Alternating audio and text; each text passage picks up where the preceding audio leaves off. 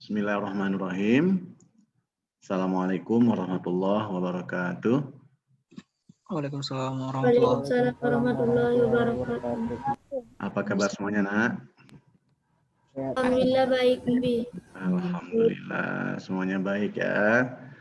Alhamdulillah. Alhamdulillahirabbil alamin wassalatu wassalamu ala asyrofil anbiya'i wal mursalin wa ala alihi washabihi ajmain. Ya, sebelum kita mulai pembelajaran kita pagi ini, mari kita berdoa. Doa mulai.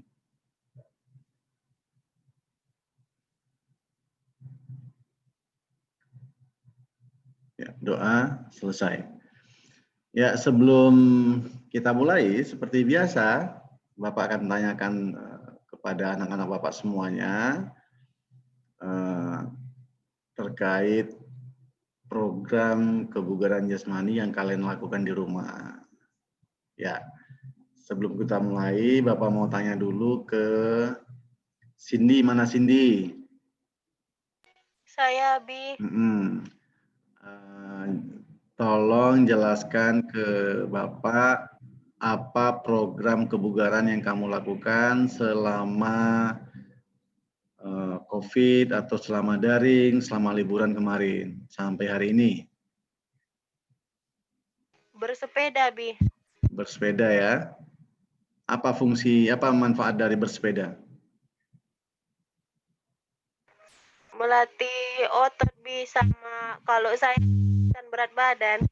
Mengurangi berat badan, menurunkan berat badan. Oke. Ya, terima kasih. Selanjutnya ke Putri Dini. Mana Putri Dini? Iya, Bi. Apa program kebugaran yang kamu lakukan di rumah? Skipping, Bi, 10 menit, Bi. Skipping 10 menit. Apa manfaat daripada skipping? Kayak lompat tali gitu, Bi. Iya, apa manfaatnya kira-kira? Mengecilkan badan sih, Bi, yang utama. Terus mengecilkan mengurangi berat badan. Iya, itu, Bi, maksud saya, Bi.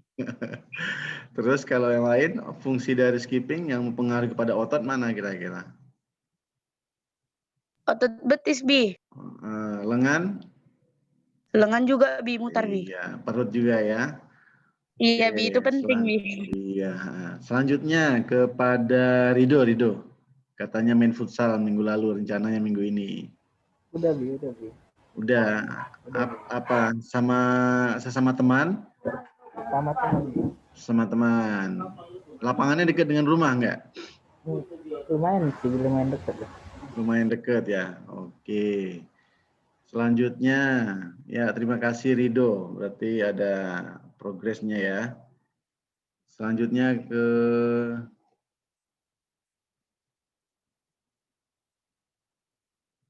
siapa ini? Syakila. Coba Syakila. Iya, Bi. Apa program kebugaran yang kamu lakukan di rumah? Sit up, push up, sama back tiap mau tidur. Oke. Apa fungsi dari sit up sama push up? Kalau sit up Bi untuk mengecilkan perut, bisa Bi melatih otot perut. Kalau push up otot lengan, Bi. Lengan ya, otot lengan ya. Alhamdulillah ini dengan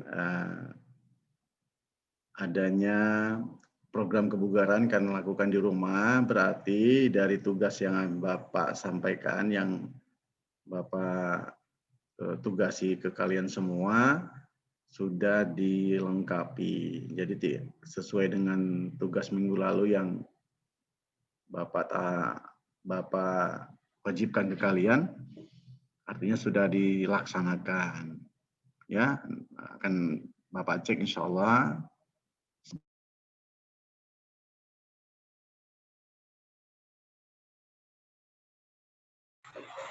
Bi, suaranya kok nggak ada ya, Bi?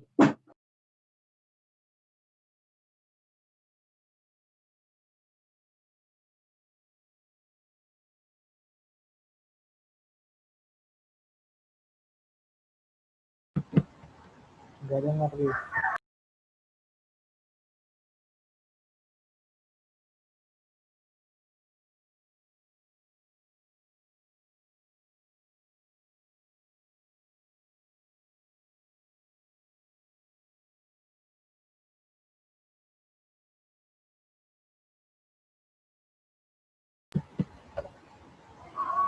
Nggak ada suara, Bi.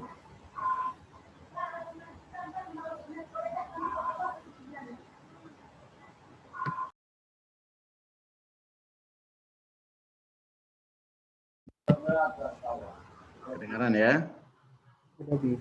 Ya, oke. Sepertinya ada gangguan sedikit ya. Ya, kita lanjut. Jadi dengan adanya beberapa program yang kalian lakukan di rumah untuk menjaga kebugaran kalian, ini sangat mendukung untuk proses kegiatan belajar kalian selama semester genap ini. Jadi Bapak harapkan ini terus berlanjut sehingga kita selalu bugar dan sehat.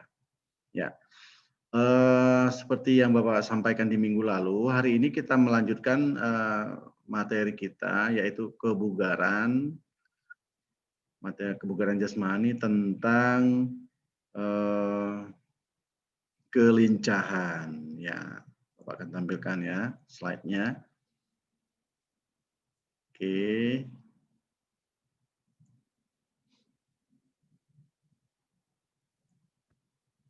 Sudah tampak? Udah, Bi. Oke ya.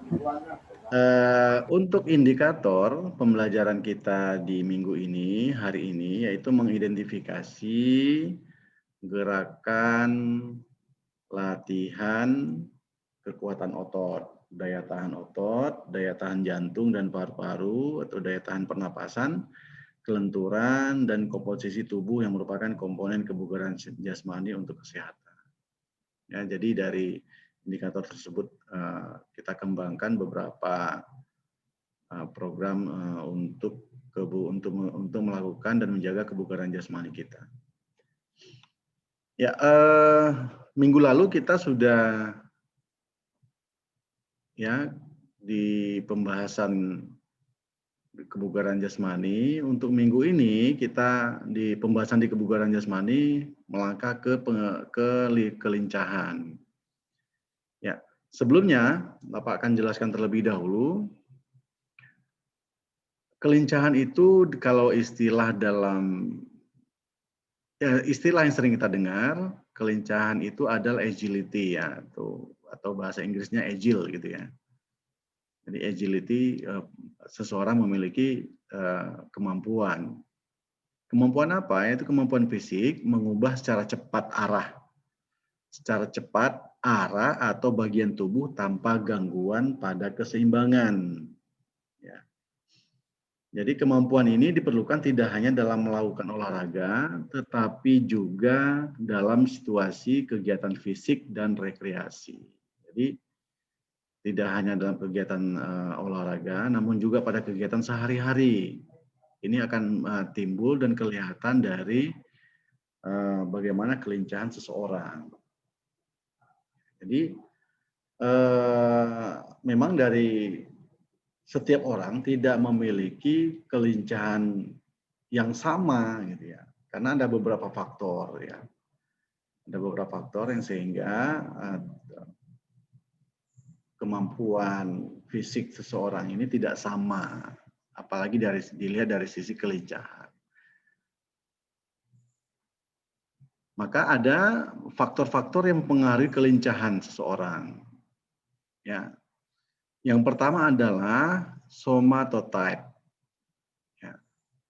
Somatotype itu adalah orang yang memiliki bentuk tubuh tinggi ramping dan bundar gitu ya.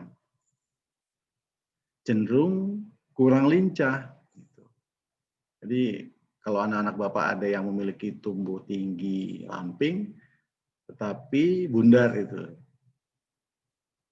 Ya, tidak ideal berat badannya, cenderung kurang lincah orangnya. Namun sebaliknya, orang yang sedang atau sedikit pendek, namun memiliki perototan yang baik, cenderung memiliki kelincahan yang lebih baik. Maka dari program kebugaran jasmani ini, memang kita harus betul-betul melakukan beberapa program latihan sehingga kita mampu menjaga kebugaran kita, khususnya dalam sisi kemampuan kelincahan. Jadi faktor-faktor ada orang yang mempengaruhi kelincahan. Yang pertama tadi somatotype, seperti yang Bapak jelaskan.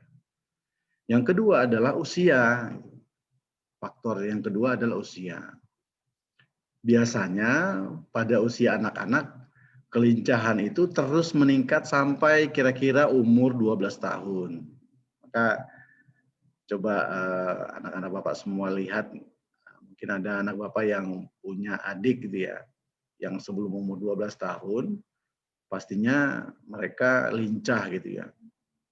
Aktif, lincah ya, tidak kaku gitu ya, pendiam, duduk aja, nah, itu cenderungnya seperti itu. Tapi pada anak usia di bawah 12 tahun ini cenderungnya lincah terus, ya sampai umur 12 tahun. Namun ketika memasuki tahun-tahun kaku, apalagi pada masa pertumbuhan yang cepat, maka kelincahan tidak dapat meningkat, bahkan cenderung menurun. Gitu. Maka perlu dilatih dengan beberapa program-program untuk menjaga kelincahan atau agility pada tubuh kita. Ya, faktor yang kedua ya, usia. Kemudian faktor yang ketiga adalah jenis kelamin. Tentunya anak putra dan putri itu memiliki agility atau kelincahan yang berbeda. Ya. Jadi dibandingkan anak perempuan ya itu berbeda dengan anak laki-laki. Akan tetapi pada masa pubertas ya akan terjadi hal-hal yang sebaliknya. Maka perlu dijaga kebugarannya khususnya dalam kemampuan agility pada tubuh kita masing-masing. Maka ada program-program latihan setelah ini yang akan Bapak jelaskan. Nanti yang bisa kalian lakukan dan kalian laksanakan di rumah kalian masing-masing dengan keluarga inti. Ya. Jadi faktor yang ketiga ini berbeda. Maka dalam penilaian kebugaran jasmani juga rentang penilaiannya pun berbeda antara putra dan putri seperti itu. Untuk faktor yang keempat, kelebihan berat badan. Nah, maka ada kaitannya dengan materi kita di minggu lalu dan sebelum-sebelumnya Bapak yang sering sampaikan ke anak-anak Bapak semua mengenai berat badan. Karena seseorang memiliki kebugaran yang baik, maka tolak ukurnya adalah memiliki berat badan yang ideal. Seperti itu. Ya, jadi faktor yang keempat ini kelebihan berat badan ini yang indikator utamanya ya. Maka seseorang kalau memiliki kebugaran yang baik, jelasnya akan memiliki berat badan yang ideal dengan tinggi badannya seperti itu. Maka kelebihan berat badan secara langsung akan mengurangi kelincahan. Ini terjadi pada seluruh tubuh maupun pada bagian-bagiannya dan mengurangi kecepatan kontraksi otot, dengan demikian akan mengurangi kecepatan.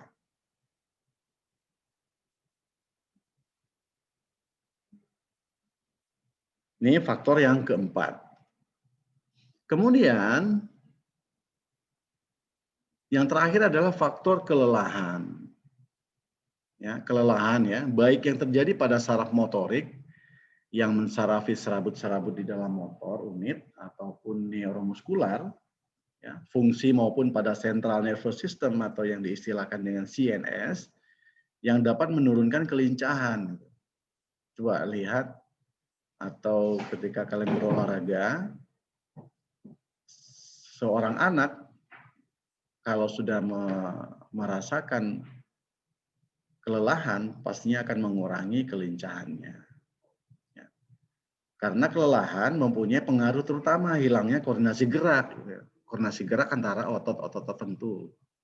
Ya, itulah di antara beberapa faktor yang Bapak jelaskan. Ya, sekarang kita melangkah ke konsep pengukuran kebugaran jasmani terkait kelincahan.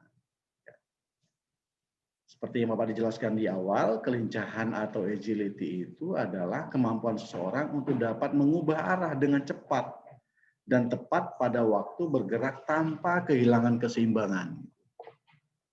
Ya, kelincahan berkaitan dengan tingkat kelentukan. Nah, ini ada keterkaitan antara kelincahan dan kelentukan. Jadi tanpa kelentukan yang baik, seseorang tidak dapat bergerak dengan lincah. Ya. Selain itu, faktor keseimbangan sangat berpengaruh terhadap kemampuan kelincahan seseorang. Coba lihat dalam beberapa olahraga, bahkan seluruh olahraga dituntut untuk pemainnya agar lincah. Cara melatihnya bagaimana? Ya, setelah ini Bapak akan jelaskan beberapa program latihan untuk melatih kelincahan. Ya, bentuk latihan yang pertama adalah lari bolak-balik atau istilah dalam bahasa Inggrisnya yang sering kita dengar itu shuttle run. Ya. Shuttle run. Seperti gambar yang Bapak tampilkan. Tahapannya, nah ini nanti kalian bisa lakukan di rumah masing-masing dengan keluarga inti. Ya. Dengan peralatan-peralatan yang sederhana, yang mudah didapati tanpa biaya. Makanya nanti Bapak harapkan pelaporan kegiatan latihan program kebugaran ini benar-benar kalian buat sesederhana mungkin, namun tercapai esensi dari program kebugaran, khususnya untuk membentuk kelincahan. Yang pertama adalah lari bolak-balik atau shuttle run. Tahapannya yang pertama menentukan garis start dan finish. Nanti kalian buat garis start dan finish ya, boleh ditandai dengan botol atau dengan batu yang kalian garis di tanah atau di jalan seperti itu. Ini tanpa biaya, murah ya. Kemudian yang kedua, posisikan diri untuk siap berlari dengan pandangan ke depan. Posisikan diri untuk siap berlari dengan pandangan ke depan. Ya. Kemudian tahapan yang ketiga, lari cepat ke garis finish, ya, kemudian berhentilah tiba-tiba dan lari mundur dengan cepat hingga menyentuh garis start. Karena tadi dimulai dari start. Ya. Jadi berhenti dengan tiba-tiba ketika mencapai garis finish dan lari mundur dengan cepat hingga menyentuh garis start. Nah ini untuk melatih pola latihan bentuk latihan pertama yaitu shuttle run yang bisa kamu lakukan di rumah. Dan Bapak yakin ini tidak membutuhkan properti yang mahal seperti itu ya. Bisa menggunakan properti yang ada di rumah, botol bisa, tanda untuk start dan finishnya ya. Atau batu dengan kalian garis di tanah ya atau di aspal.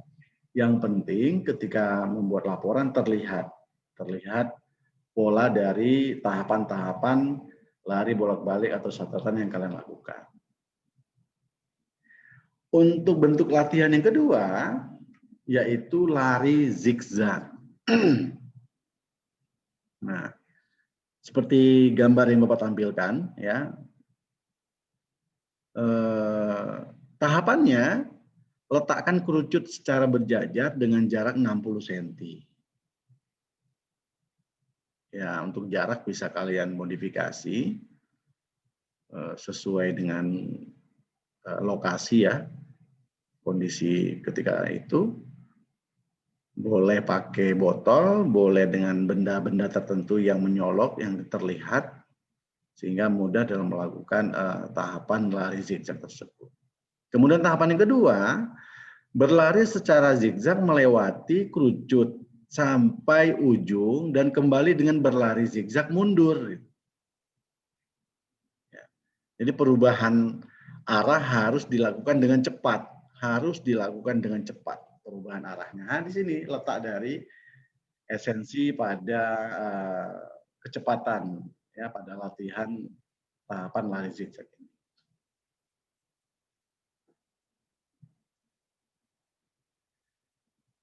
Sampai pada tahapan lari zigzag ada pertanyaan? Nah. Nggak ada, Bi. Tanya, Bi. Iya, ada? Oke, silakan. Anissa. Apa maksud ramping? Izin bertanya, Abi. Ya, Ramping dan bundar itu maksudnya gimana? Yang tadi tinggi, ramping, tapi bundar. Itu maksudnya bagaimana, Abi? Terima kasih, Abi. Itu itu pada postur tubuh manusia, ya ini faktor ya, faktor dalam yang mempengaruhi terhadap kelincahan seseorang. Posturnya tinggi, ya, kemudian ramping, tetapi memiliki badan yang tidak ideal dengan tinggi dan rampingnya tadi itu. Atau boleh dibilang siapa ya contohnya, nggak usah Bapak sebutkan contoh ya. Mungkin kalau kalian lihat perawakan seseorang yang badannya tinggi, kemudian mungkin nggak kurus sekali lah ramping itu ya, tapi tidak ideal seperti itu, sehingga mempengaruhi kelincahan. Bundar misalkan, bundar gimana maksudnya? Bulat ya gitu badannya ya. Tidak ideal dengan tinggi, kemudian tidak kokoh badannya, seperti itu. Anissa, ngerti ya Anissa? Iya, Abi. Oke, kita lanjut ya. Abi izin bertanya lagi. Oke, ya boleh, silakan. Beda kelincahan dan kelentukan itu apa, Abi? Kelentukan. Lentur, tahu lentur? Fleksibel ya. Kelenturan tahu ya? Iya, Bi. Anissa, ngerti kelenturan? Jadi identiknya kelincahan dan kelenturan itu harus ada gitu ya. Maka sangat mempengaruhi kalau lincah itu tidak lentur, masalah juga itu. Coba bayangkan orang lari dengan lincah cepat tapi kaku, ini. Jadi tidak ada apa namanya kecocokan antara persamaan antara atau kecocokan sama antara kelincahan dan kelentukan atau kelenturan. Tidak elastis gitu ya. Jadi orang susah untuk lincahnya seperti itu. Ada lagi? Anissa, ada lagi? Oke, kalau tidak ada kita lanjut ya. Program yang kedua tadi lari zigzag. Untuk program yang ketiga yaitu lompat zigzag. Tahapannya yang pertama adalah mempersiapkan garis ya seperti tangga yang dibuat dari isolatif atau digambar ya, atau digambar boleh dikasih tali rapia, atau boleh dikasih dengan benda-benda yang tidak perlu beli gitu ya, dengan murah itu dikasih tanda gitu ya, atau dengan kertas ya. Yang dibuat dengan jarak 30 sampai dengan 60 cm. Ya. Kemudian tahapan selanjutnya adalah berdiri di ujung kotak tangga yang tadi kan dibuat dari isolatif berbentuk kotak ya tangga. Selanjutnya tekuk lutut sedikit dan melompatlah ke dalam kotak lompatan zigzag keluar garis. Dan ke dalam kotak tangga secara berulang-ulang dengan cepat. Diulangi setelah mencapai ujung yang lain terus diulangi. Pada gambar ini adalah bentuk latihan lain ya. Nanti bisa sebenarnya banyak cara, banyak pola untuk melatih kelincahan.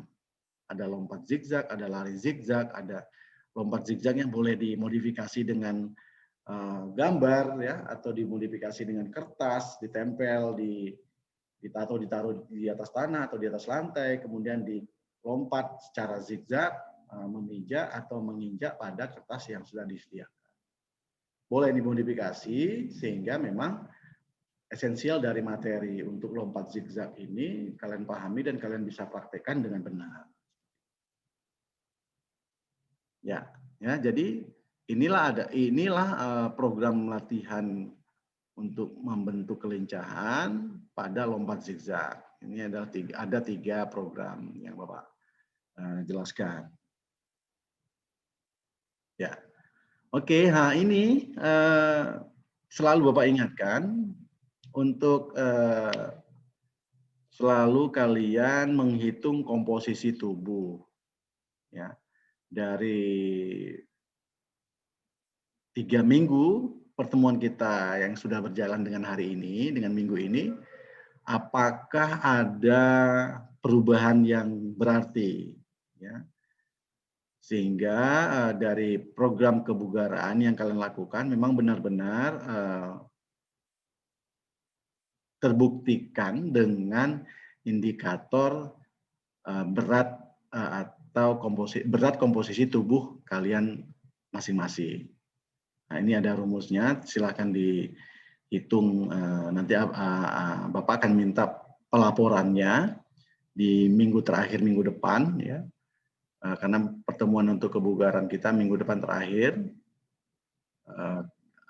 Bapak akan tampilkan form tes kebugaran jasmani. Nanti kalian harus lakukan dan ikuti instruksi dari form tersebut dan dibuktikan dengan laporannya, kemudian juga dengan foto yang dilampirkan.